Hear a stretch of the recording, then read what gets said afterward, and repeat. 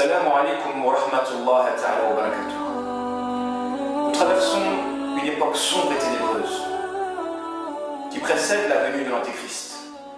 Une époque sombre où l'islam authentique est agressé de toutes parts par des ennemis de l'islam, que ces ennemis se situent à l'intérieur ou à l'extérieur de la communauté. Cette époque sombre que nous traversons précède la venue de l'Antéchrist, doit nécessairement être propice à la venue de ce dernier par la multiplication d'imposteurs, de pervers narcissiques. Parce que justement, le pervers narcissique a la caractéristique de transformer la fausseté en vérité en se rendant victime et en transformant la véritable victime en bourreau. Donc le pervers narcissique est un petit antéchrist, puisque par sa manipulation, moyennant son émotivité ensorcelante, il peut se rendre victime alors qu'il est bourreau et rendre sa victime bourreau. Mais le pervers narcissique ou la double facette, quand ils trompent et manipulent et nuisent, ne le font qu'à l'échelle individuelle. Le pervers narcissique, quand il blesse et détruit une personne, il ne détruit qu'à l'échelle individuelle.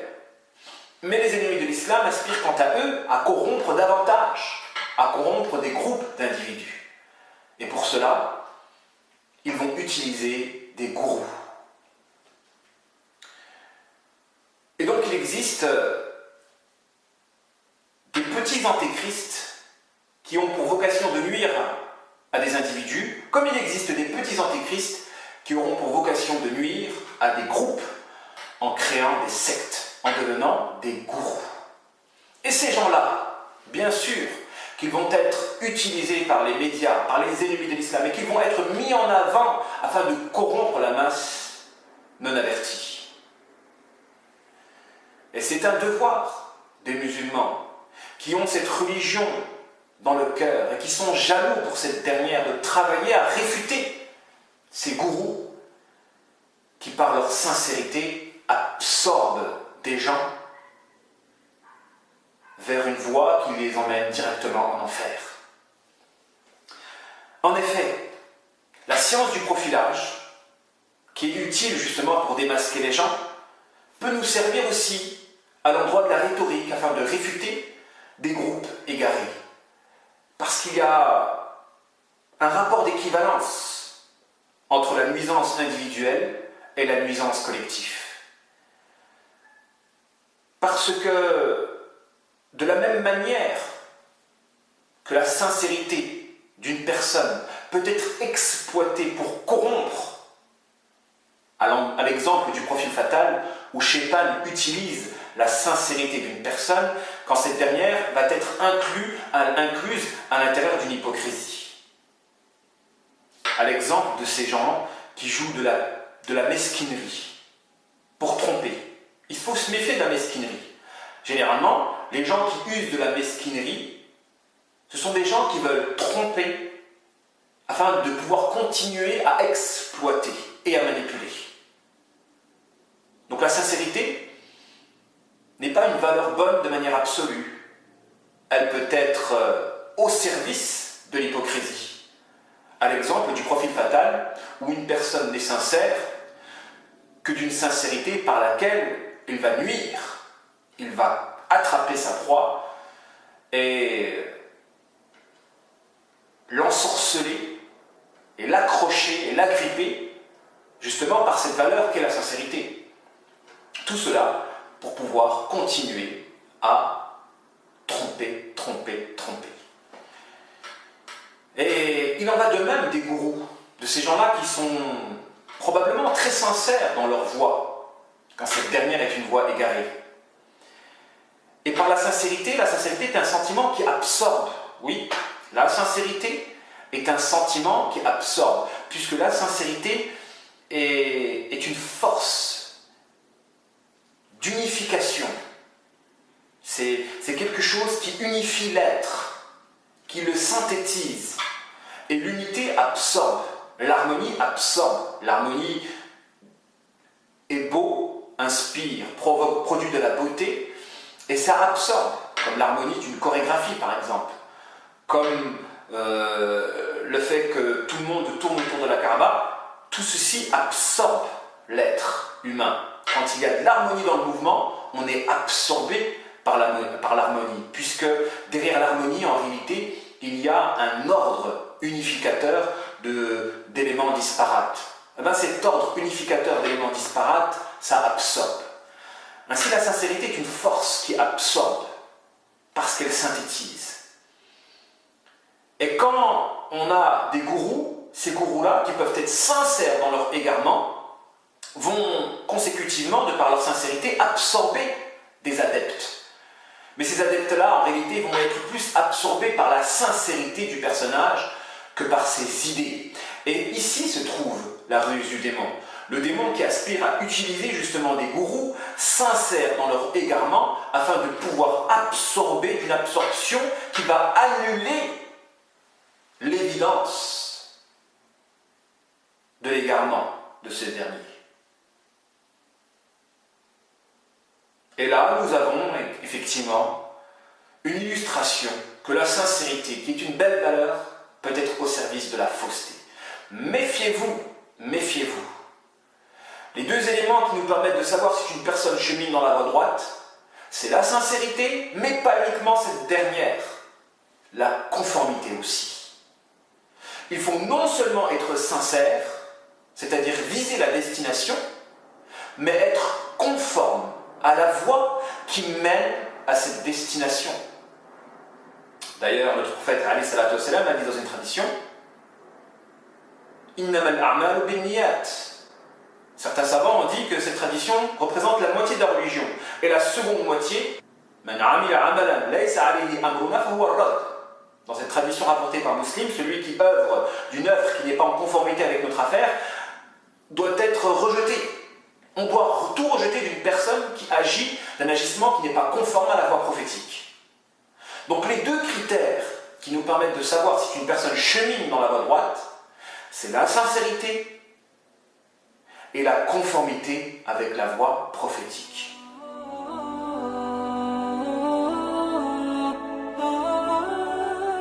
Et là, nous allons nous attarder justement à un mouvement qui a fait son apparition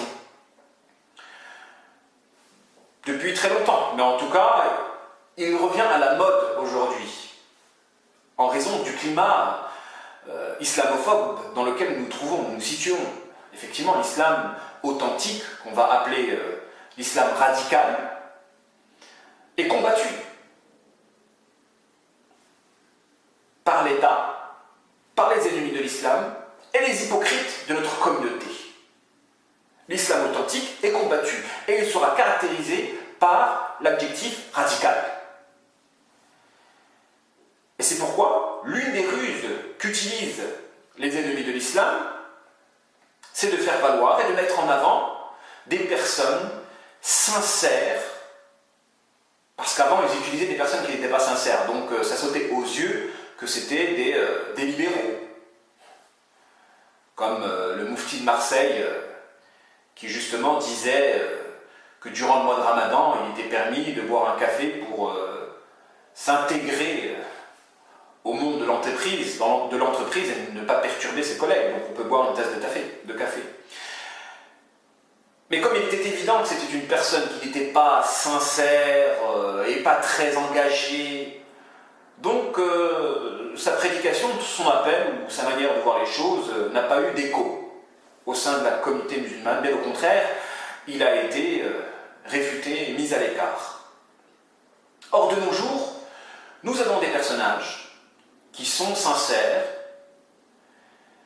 et que l'on met en avant, bien sûr, à des fins d'éloignement vis-à-vis de l'islam authentique. L'objectif de mettre en avant des personnes aux idées égarées, c'est de pervertir la masse. Et l'un des courants qui a fait son apparition, en tout cas qui est mis en avant ces derniers temps, c'est le coranisme. Qu'est-ce que le coranisme ? Le coranisme, en réalité, c'est le mouvement qui prétend que la seule révélation est celle du Coran, et que le prophète, n'avait que pour mission de transmettre uniquement cette révélation-là. Donc il limite le rôle du prophète à la transmission et lui ampute par conséquent un pouvoir législateur.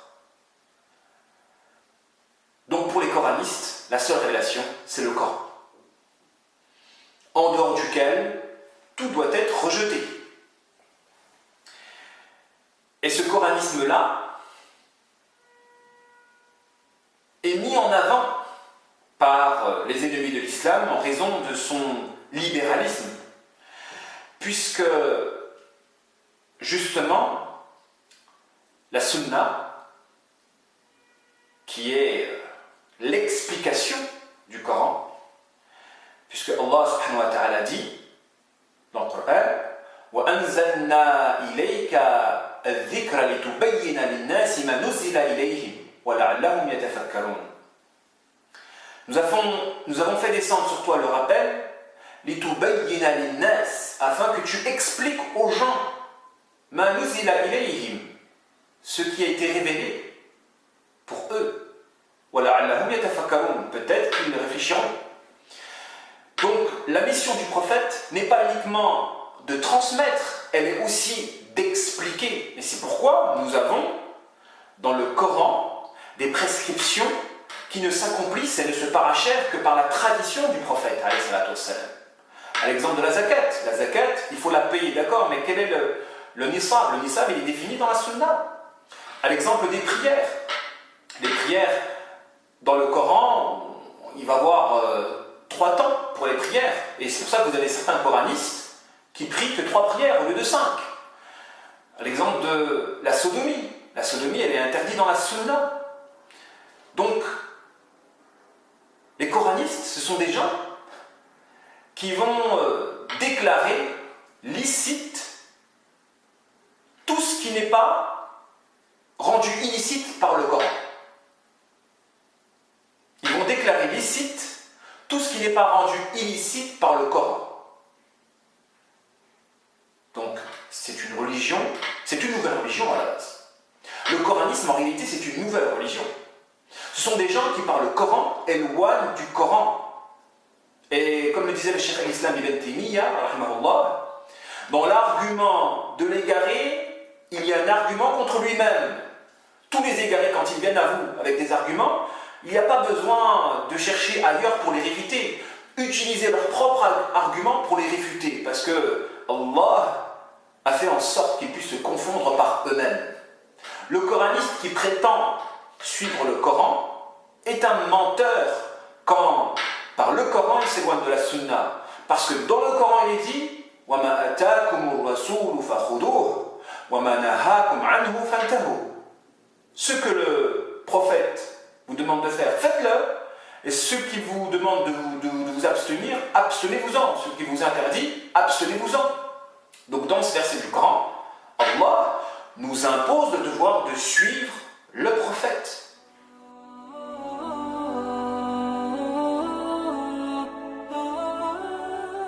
Et c'est pourquoi je vais procéder en 2 temps. Je vais démontrer la nécessité de suivre la sunna et du caractère révélé de la sunna. Et ensuite, je vais démontrer, je vais déconstruire et je vais démontrer la mécréance de ces coranistes qui se prétendent être les véritables unificateurs qui se sont libérés du clergé, d'un clergé, entre guillemets. Allah subhanahu wa ta'ala dit dans le Coran هو الذي بعث في الأميين رسولا منهم يتلو عليهم آياته ويزكيهم ويعلمهم الكتاب والحكمة. C'est lui qui a envoyé dans ce peuple d'illettrés un prophète parmi eux qui leur récite ces versets, qui les purifie et qui leur enseigne le livre à la sagesse. وَيُعَلِّمُهُمُ الْكِتَابِ وَالْحِكْمَةِ. Et qui leur enseigne le livre et la sagesse. Qu'est-ce que la sagesse dans ce verset? Qu'est-ce que la sagesse? Eh bien, l'imam Shafi'i, rahimahullah, dit que la sagesse ici, c'est la sunna. Parce que la sagesse, selon sa définition, c'est l'agissement adéquat. C'est l'action de faire ce qu'il faut, au moment où il faut, de la manière qu'il faut. Donc la sagesse, c'est l'action de... c'est la forme en réalité du principe. Parce que toute chose se décompose en deux. Le fond, la forme. Le fond, la forme. Le noyau, l'enveloppe. Et si le Coran possède les principes de l'adoration, la forme de ce Coran, c'est l'exemplarité, en l'occurrence le prophète alayhi salatu wassalam. Et c'est pourquoi la sunna est une révélation à équivalence au Coran. Parce que Allah subhanahu wa ta'ala dit, et il a révélé, il a descendu vers toi, al-kitab wa al-hikmah, la sagesse. Et nous avons descendu, et nous avons révélé le livre de la sagesse. Donc la sagesse est une révélation. Et si la sagesse est la sunna, l'agissement adéquat, la bonne manière de faire les choses, en conformité avec les principes, alors la sagesse prophétique est une révélation. La sagesse prophétique est une révélation. Et il nous est obligatoire de la suivre. Parce que si l'adoration a pour définition de satisfaire Allah subhanahu wa ta'ala, si le sens de l'adoration, c'est de satisfaire, de réaliser la volonté de notre Créateur, nous ne pouvons réaliser la volonté de notre Créateur qu'à la condition que sa volonté soit définie et qu'elle possède par conséquent une forme. D'où le devoir d'avoir pour prophète, d'avoir pour exemple le prophète, dans la manière d'adorer Allah subhanahu wa ta'ala. Et c'est pourquoi Allah subhanahu wa ta'ala dit dans le Coran وَمَنْ يُشَاقِقِ الرَّسُولَ مِنْ بَعْدِ مَا تَبَيَّنَ لَهُ الْهُدَى وَيَتَّبِعْ غَيْرَ سَبِيلِ الْمُؤْمِنِينَ نُوَلِّهِ مَا تَوَلَّى وَنُصْلِهِ جَهَنَّمَ وَسَاءَتْ مَصِيرًا. Quiconque fait scission avec le messager après que la voie droite lui a été révélée et qu'il suit un autre chemin que celui des croyants, alors nous allons le laisser comme il s'est détourné et sa destination sera l'enfer. Et quelle mauvaise destination dans laquelle il se trouvera. Dans ce verset du Coran où Allah subhanahu wa ta'ala dit وَمَنْ يُشَاقِقِ الرَّسُولَ مِنْ بَعْدِ مَا تَبَيَّنَ لَهُ الْهُدَى وَيَتَّبِعْ غَيْرَ سَبِيلِ الْمُؤْمِنِينَ نُوَلِّهِ مَا تَوَلَّى وَنُصْلِهِ جَهَنَّمَ وَسَاءَتْ مَصِيرًا. Celui qui fait scission avec le messager, après que la voie droite lui a été révélée, et qui suit un autre chemin que celui des croyants, là il y a la notion de chemin, sabil. En effet, notre prophète, alayhi salatu wassalam, dans une tradition que rapporte Ibn Mas'ud, il est dit que le prophète traça un trait au sol en disant « Hada sirati » ceci est mon chemin à la voie droite, que si nous suivons, nous rentrerons au paradis. Ensuite, il a fait plein de traits perpendiculaires, en disant au bout desquels se trouvent des diables. Si vous vous éloignez de la voie droite en suivant ces diables-là qui vous détournent de la voie droite, alors vous les suivrez pour aller en enfer. Et ensuite, il a récité le verset du Coran وَأَنَّ هَذَا صِرَاطِ مُسْتَقِيمًا فَاتَّبِعُوهُ وَلَا تَتَّبِعُوا السُّبُلَ فَتَفَرَّقَ بِكُمْ عَنْ سَبِيلِهِ. À travers cette tradition-là, notre prophète met en évidence que tout éloignement par rapport à la voie droite ne peut être que la conséquence de la recherche de la satisfaction d'un autre qu'Allah subhanahu wa ta'ala. Et donc de la divinisation d'un autre qu'Allah subhanahu wa ta'ala. Et c'est le sens du terme tarout, qu'on pourrait traduire par gourou, celui qui se satisfait d'être pris pour une divinité en dehors d'Allah subhanahu wa ta'ala dans une législation qui s'oppose à la sharia. Le tarout, c'est celui qui se satisfait d'être pris pour une référence en dehors du kitab et de la sunna. Le taghout, c'est le démon, c'est le petit antéchrist, c'est celui qui légifère d'une législation qui s'oppose au kitab et la sunna et qui rend licite ce que Allah a déclaré illicite et qui déclare illicite ce que Allah a rendu licite. Eh bien, dès qu'on s'éloigne de la voie droite, tout éloignement par rapport à la voie droite ne peut être que la conséquence de la finalisation d'un autre qu'Allah subhanahu wa ta'ala. Parce que comme je l'ai dit tout à l'heure, les deux conditions pour pouvoir cheminer, pour pouvoir obtenir le salut, c'est la sincérité et la conformité. Il faut viser la destination, c'est la sincérité, et il faut emprunter ce chemin qui mène à la destination. Parce qu'on peut viser la destination et s'en écarter. Non, il faut réunir les deux conditions, viser la destination et s'en rapprocher en suivant l'exemple du prophète alayhi salatu wassalam. Donc dès qu'il y a un éloignement par rapport à cette voie droite, automatiquement, cet éloignement traduit la recherche de l'agrément d'un taghout, celui qui se satisfait d'être pris pour une référence au détriment du kitab et de la sunna. Les gourous. Les gourous, ce sont ces diables au bout des chemins qui nous détournent de la voie droite par une législation qui s'oppose à la charia. Ces gourous-là, les suivre, c'est les suivre pour aller en enfer avec eux, comme nous le mentionne notre prophète alayhi salatu wassalam dans cette tradition-là.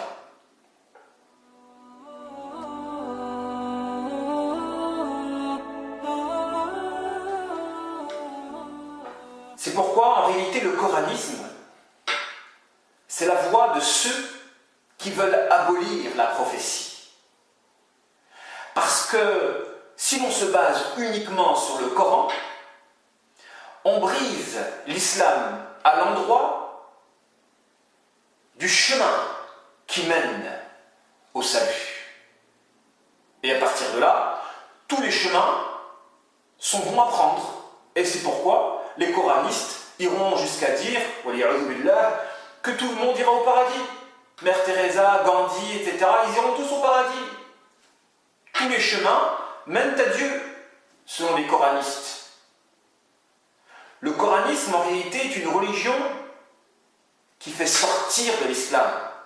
C'est une religion de mécréants et d'apostats, qui, par l'islam, en réalité, fait sortir de l'islam. Et ça, c'est le souhait le plus convoité du démon, de Shaitan. Celui de faire croire aux gens qu'ils sont dans la vérité, alors que par cette croyance-là, ils ne font que cultiver leur égarement. Le coranisme, en réalité, il brise l'islam à l'endroit du chemin, as-sabil, le chemin défini qui possède justement la forme que l'on doit copier. Cette forme-là, qui est la pratique du Coran. Litubayyina linnas ma nuzila ilayhim. Et c'est pourquoi ces gens-là vont venir et prendre en quelque sorte la place du prophète. Un coraniste est un prophète. Faux. Un faux prophète. Un coraniste est un faux prophète, puisqu'il se rend équivalent au prophète, alayhi salatu wassalam. Il se rend équivalent au prophète, le coraniste. Puisque pour lui, nous sommes tous équivalents face au texte. Nous sommes tous équivalents face au texte, le Coran. Et donc, si le prophète interprète un verset, ce n'est que l'interprétation d'un homme à leurs yeux. Et ceci est de la mécréance évidente selon le consensus des musulmans. Ceci est de la mécréance évidente selon le consensus des musulmans. Et c'est pourquoi ils vont venir avec des avis qui sortent de la norme, des avis qu'on n'a jamais entendus depuis 15 siècles. Toutes les femmes de l'époque du prophète portaient le hijab. Toutes les femmes de l'époque portaient le hijab. Bon, à l'exception de la femme qui n'était pas libre. Puisque la religion musulmane, justement, légifère à ce niveau-là. Mais toutes les femmes libres, à l'époque du prophète alayhi salam, portaient le hijab. Et ces coranistes-là, eux, avec des fatwas que les personnes qui ne sont pas averties et qui auront justement une maladie dans le cœur vont écouter d'une bonne oreille, d'une bonne écoute. Ah oui, ce sont des gens qui flattent, ce sont des démagogues en réalité, ces coranistes-là. Puisqu'ils vont venir avec des fatwas qui vont flatter la passion des gens. Ce ne sont pas des gens qui guident et orientent vers la vérité. Ce sont des gens qui cherchent à donner les arguments à l'égarement. Il était préférable d'avoir des personnes qui disent « Oui, ceci est la vérité, mais je n'en ai pas les capacités de la pratiquer. » Par contre, celui qui cherche à légitimer son égarement par la religion, celui-là est un égaré d'un égarement dangereux. Et il peut être considéré comme un apostat, oui, un mécréant. Celui qui cherche à rationaliser son égarement en lui trouvant des preuves dans le Coran, celui-là peut être un apostat lorsque par sa rationalisation, il tend à démontrer que l'illicite devient licite, ou le contraire, que le licite devient illicite. Donc le coranisme en fait s'attaque au tronc de l'islam, qui est la voie. Parce que le chemin qui mène à la vérité, les deux conditions justement qui mènent à la vérité, comme je l'ai dit tout à l'heure, c'est de viser la destination et d'emprunter la bonne voie.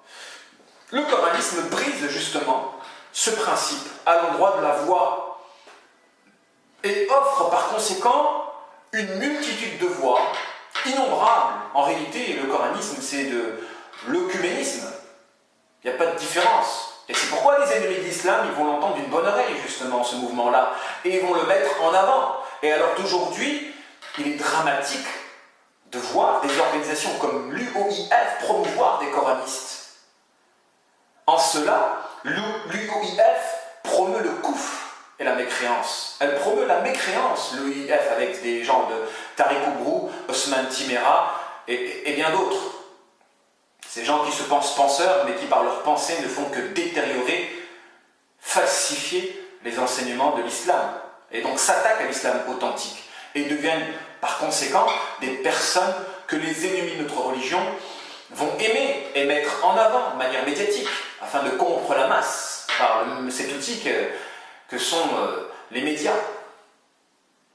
Et il est triste de voir les gens de la sunna se frapper entre eux, s'attaquer entre eux et laisser justement des égarés puller et foisonner.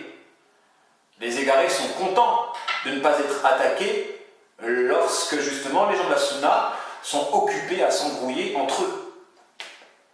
Et ce mouvement-là est un mouvement très dangereux qui fait sortir de l'islam. Et c'est un devoir justement de travailler à dénoncer ces apostats de notre religion.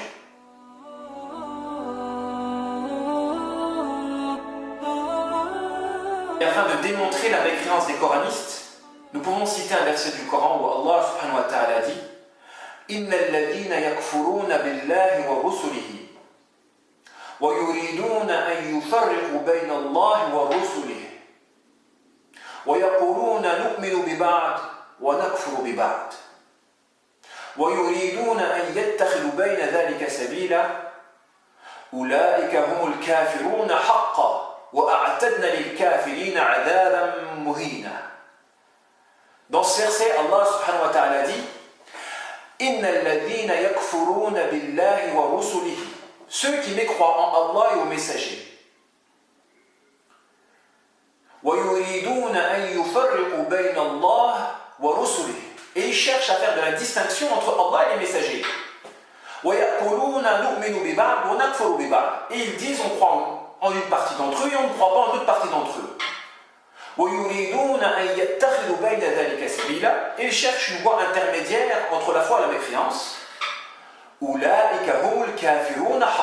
Allah dit ce sont eux les véritables mécréants.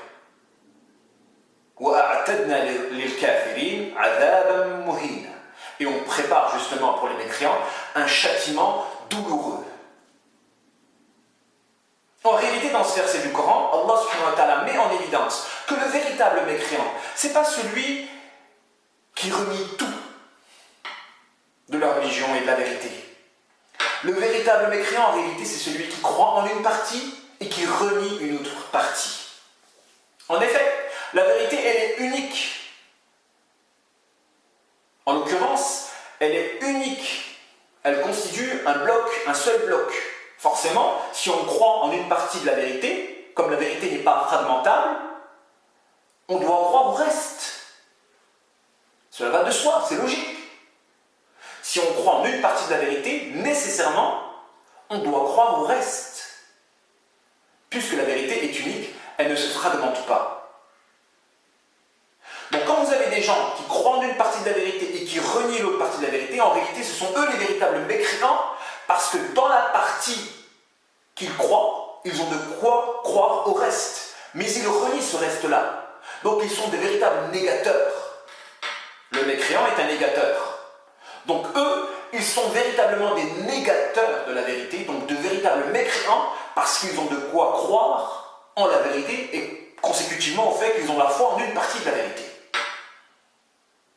À partir de là, nous pouvons dire que les coranistes sont plus mécréants que les mécréants de naissance.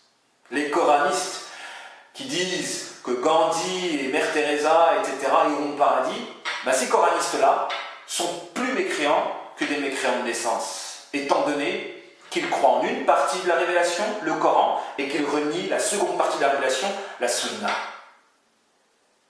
Parce que vous pouvez avoir des mécréants qui sont mécréants par ignorance. Et Allah apportera un jugement spécifique pour ceux qui ont cultivé de la mécréance à cause d'une induction en erreur, parce qu'ils ont été induits en erreur par les médias. C'est difficile à notre époque de se frayer un chemin vers la vérité, puisque tout nous porte à avoir une répulsion à l'endroit de la religion de vérité. C'est difficile.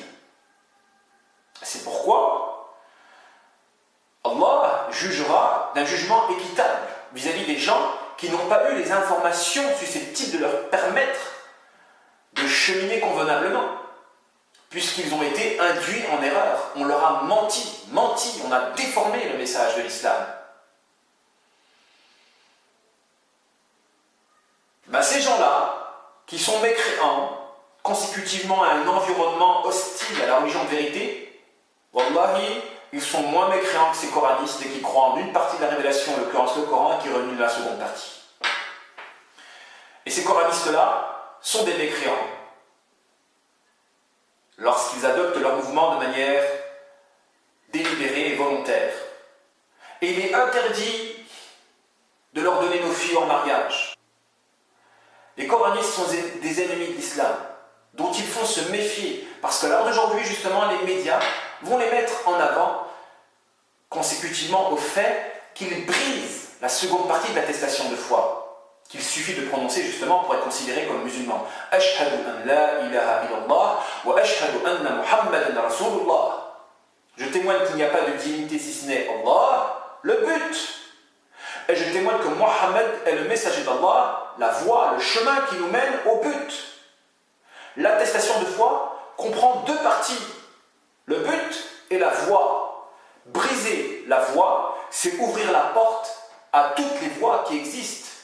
Et c'est pourquoi les non-musulmans et les ennemis de l'islam en particulier se réjouissent de ce mouvement-là par lequel on pourra faire de l'islam une religion de fond qui n'a plus de forme.